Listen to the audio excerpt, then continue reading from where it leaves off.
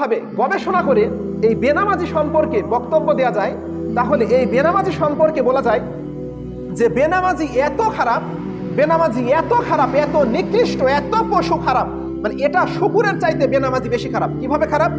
যখন একটা মানুষ বেনামাজি অবস্থায় যদি কোনো হালাল পশু জবেহ করে, তো এই বেনামাজির এই জবেহকৃত পশু খাওয়া যাবে না।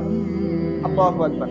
কত বড় একটা কথা যে বেনামাজি যদি কোনো হাঁস জবাই করে, কোনো মুরগি জবাই করে, কোনো ছাগল জবাই করে, কোনো ভেড়া জবাই করে, কোনো গরু মহিষ, সকল হালাল প্রাণী যদি কোনো বেনামাজি জবাই করে বেনামাজি অবস্থায়, তাহলে এই বেনামাজির এই পশু তেমনই হারাম যেমন ভাবে সুদ হারাম, যেমন ভাবে মদ হারাম, যেমন ভাবে শুকুর হারাম।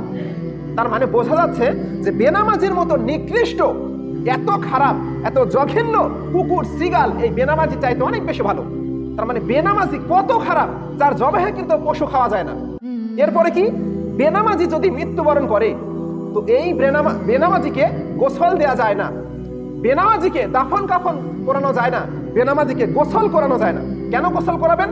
বেনামাজি এতটাই নাপাক, বেনামাজি এতটাই অপরিষ্কার, বেনামাজি এতটাই অপরিষ্কার ছন্ন, এই বেনামাজিকে আপনি গোসল দিয়ে কি করবেন?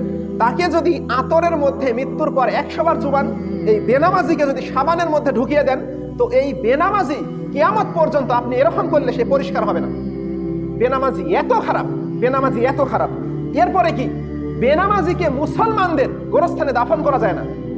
বেনামাজিকে যখন কবরে শায়িত অবস্থায় রাখে, লাশ অবস্থায়, তখন বলা যায় না যে বিসমিল্লাহি মিল্লাতি ওয়ালা রাসূলিল্লাহ, এই কথা বলে বেনামাজিকে কবরের মধ্যে রাখা যায় না। বেনামাজি কত খারাপ এটা আমি আপনাকে কি দিয়ে বোঝাই। কিন্তু যারা সালাত আদায় করেন, মাশাআল্লাহ, আলহামদুলিল্লাহ, কিন্তু যারা সালাত আদায় করেন না, তাদের জবাহকৃত পশু খাওয়া যায় না, তাদেরকে দাফন করানো যায় না, তাদেরকে গোসল করানো যায় না, তাদেরকে মুসলমানের গোরস্থানে দাফন করানো যায় না, তাদেরকে লাশ কবরে রাখার সময় বলা হয় না যে বিসমিল্লাহি ওয়া আলা মিল্লাতি রাসূলিল্লাহ, এই কথাটাও বলা যায় না। আপনি কল্পনা করেছেন যে বেনামাজি কত খারাপ, এরা কত খারাপ। সম্মানিত